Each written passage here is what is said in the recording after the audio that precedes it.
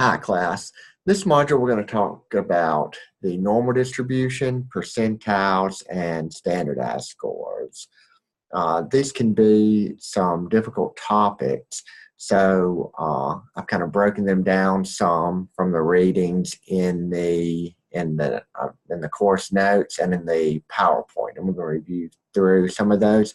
I think the Cransler chapter does he does a good job of explaining these topics and going into detail on how to calculate, Z-scores, T-scores, and percentiles and converting from one to the other. Let's take a tour around Canvas. Let me share the screen. Here we go. So you can see here the assigned readings for the week, the PowerPoint, my notes on Z-scores and the normal distribution, and some additional materials. There's an SPSS guide on how to get percentiles in SPSS. I provided multiple videos from different resources on the normal distribution, percentiles, Z-scores, creating a Z-score in SPSS. I try to provide you with multiple options. You don't have to view all of them, but maybe one of them is more helpful to you than the other. And then also in Canvas are links to the discussion forum for this module and the quiz for this module.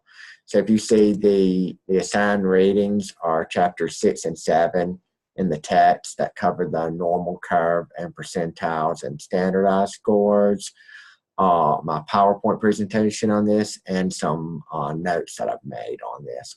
I also have a couple optional internet resources, one on Z-scores, a little slideshow, and then just some more information on the normal distribution if you're interested in those things.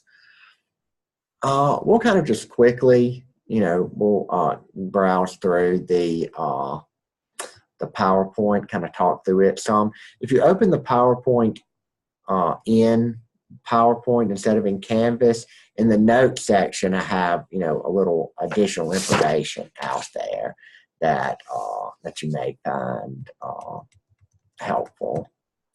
So we'll just start off with percentile. Sometimes you may see me abbreviate it p-tile, so that's why I put that up there.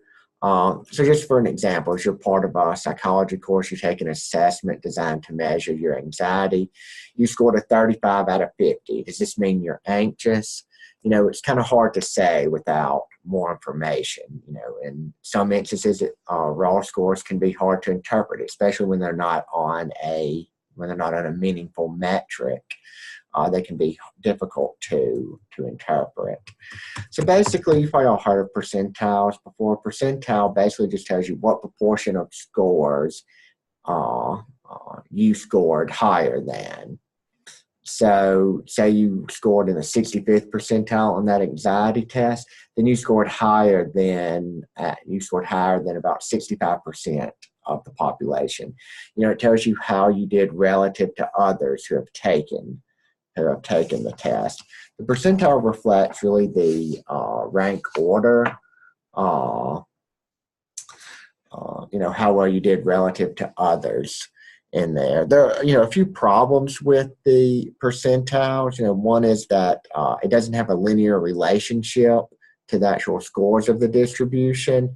And by that, I mean small changes in raw scores near the center of the distribution or near the average can result in larger changes in the percentile, or larger changes in raw scores at the extreme of the distribution, whether in the high end or the low end, results in smaller changes in your percentile.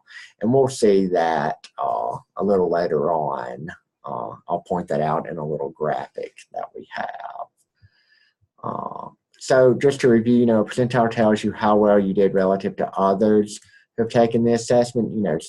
You scored at or above X% of people who have taken the taking that assessment or test or instrument. I want to talk a little bit about probability distributions. I mean, these are really just theoretical distributions. It's just a distribution of all possible outcomes for a particular event. You know, we flip a coin, it can land on either heads or tails. You know, if you think about the distribution of, you know, adult male heights, you know, they'll, you know, you can think of it from, you know, people could be, I don't know, 3 feet to 7 feet tall. I think those are probably extremes on either end. But, you know, it's a distribution of all possible occurrences of some event. You know, all these probability distributions have parameters that describe the center of the distribution, like the mean, and then parameters that describe the variability of the distribution, like the sample standard deviation. And so the one probability distribution we're going to talk about now is the normal distribution. And the normal distribution is a very important probability distribution. It's important because it does a good job of approximating the distribution of variables in the real world. Like I talked earlier about, you know, height. Height is normally distributed. You know, and there's lots of different things in the real world that end up being normally distributed. There are instances where variables that aren't normally distributed, like count variables, how many times, you know, something has happened, may not be normally distributed. I think they actually follow like what's called a Poisson distribution, but that's for something else. And the normal distribution is also really important for statistical inference, which we'll see later on. And later on modules, different statistical tests we'll run, we'll make an assumption that the variables are normally distributed in the population. So you've probably all heard of a normal distribution. It's kind of a bell-shaped curve. There's not just one normal distribution, it's really a family of distributions. If you look at this chart here, all of these are normal distributions with different means and different standard deviations. Notice that as the standard deviation increases, the distribution kind of flattens out. If you look at the purple line, it has a mean of 0 and a standard deviation of 5, where the red distribution has a mean of 0 and a standard deviation of 1. Notice the green distribution here has a mean of -2, so it's shifted to the left 2 spots, the center of the distribution. See, so the mean, so this, remember the normal distribution is a probability distribution with a mean, you know, that describes the center of the distribution. So for this blue, the center would be 0, and parameters that describe the spread of the distribution. So that would be the standard deviation of the variance, describes the spread of the distribution.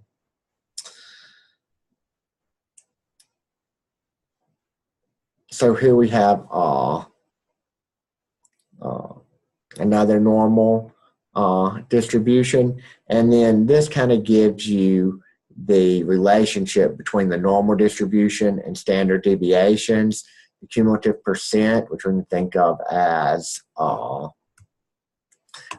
percentile, and the relationship between all of these and Z-scores and T-scores, which we're going to talk about in a little bit. Notice that the mean, you know, if we're at the mean of the distribution, we're at the 50th percentile. If we're 1 standard deviation above the mean, we're at the 84th percentile. 2 standard deviations above the mean, we're about at the 98th percentile. Remember, we talked about last module that around 33% of values, or well, sorry, 68% of values will be between 1 standard deviation of the mean. About 34% is between the mean and 1, and then 34% is between the mean and -1. standard deviations of the mean. And nearly all of the distribution will be within 3 standard deviations of the mean. So this diagram kind of represents that same fact. And then, as I said before, it shows the relationship between all that and Z-scores and T-scores, which we're going to talk about in a minute. There are many more types of distributions, not just the normal distribution.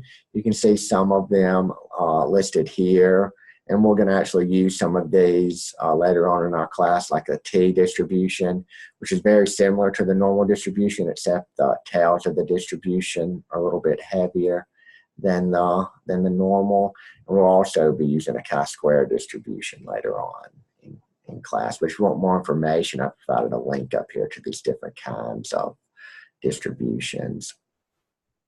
So a Z-score, which is also, we also call a standardized score, just indicates the number of standard deviations a raw score is above or below the mean. It's pretty easy to calculate. It's just the observation minus the mean of the distribution divided by the standard deviation. If we look up here, you know, a Z-score of 1, a positive 1 means we're 1 standard deviation above the mean. A Z-score of -0.1 indicates we're 1 standard deviation below the mean. Notice that the Z-scores and standard deviations from the mean correspond to one another. So it's kind of like a location parameter. You know, where's our score? How does our score relate with the mean, or how far away is it from the mean? So in here I have, you know, an example. Applicants at Make-Believe State University are required to submit test scores, either the ACT or SAT. The ACT has an average score of 21 with a standard deviation of 5. Scores on the SAT have an average of 1,000 and a standard deviation of 115. Juan's application includes an ACT score of 23. Julie's includes an SAT score of 1,100. You know, based only on these scores, which students most likely to be admitted, it's kind of hard to look at just these scores and decide who should be admitted, or to compare a 23 with 1,100. One useful way of using the Z-score is to convert both of these scores to Z-scores, and we can see how well each applicant did relative to the mean. And if you look in the notes here, you can see, so what we do is we take 23 minus 21 divided by 5.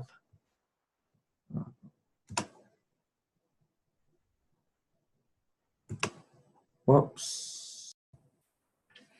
Okay, so let's calculate who would be more likely to be admitted based only on these test scores. Let me stop this and share. I have a Word document with this computed. Okay, here's the same problem. So here, Jan scored a 23 on the ACT. The average score is a 21 with a standard deviation of 5. So to calculate the Z-score, we subtract Jan's score from the mean divided by the standard deviation. So 23 from 21 is 2 divided by 5. Jan has a Z-score of 0.4. So Jan scored 0.4 standard deviations higher than the average score on the ACT. Julie took the SAT. She scored an 1,100. The average score is 1,000. The standard deviation is 115. So we calculate 100 over 115. We get 0.87. So Julie scored 0.87 standard deviations higher than the mean. So it looks like Julie scored higher relative to others who took the SAT than Jan did compared to others who took the ACT. So based only on these scores alone, it looks like Julie may be more likely to be admitted. So that's how you can use Z-scores to kind of compare scores from different distributions. All right, so we'll just go back. And then a T-score. So the textbook talks a little bit about T-scores as well. A T-score is similar to a Z-score, but it tries to do away with negative numbers and decimal points to an extent. Basically, a T-score is the same thing as a Z-score, except for it has a mean of 50 and a standard deviation of 10, where the Z-score has a mean of 0 and a standard deviation of 1. So to calculate the T-score, you have to calculate a Z-score, multiply it by 10, and add 50 to it. So that was just a quick overview of the topics we cover for the week, for this module. Let's see, I've also supplied some notes here where I tried to break down the readings just a little bit more for you, so you can kind of, I won't read this to you, but you can kind of read through this too. I have another example of using Z-scores here you can read through. And then I kind of show you how to use the normal curve table. Previous editions of the Kranzler text didn't include a normal curve table. So I included one on Canvas for you. So you can use, and I talk about in the notes how to use that table and some examples. There's also a really cool online calculator that you can use to compute area under the normal curve. You just tell the calculator the mean of the distribution, the standard deviation, and do you want to know the area above that, below that, or between 2 points? And so say we have distribution with a mean of 50 and a standard deviation of 10. Let's just take our T example. We want to know how much area is above a T-score of 60. About 16% of the area is above that.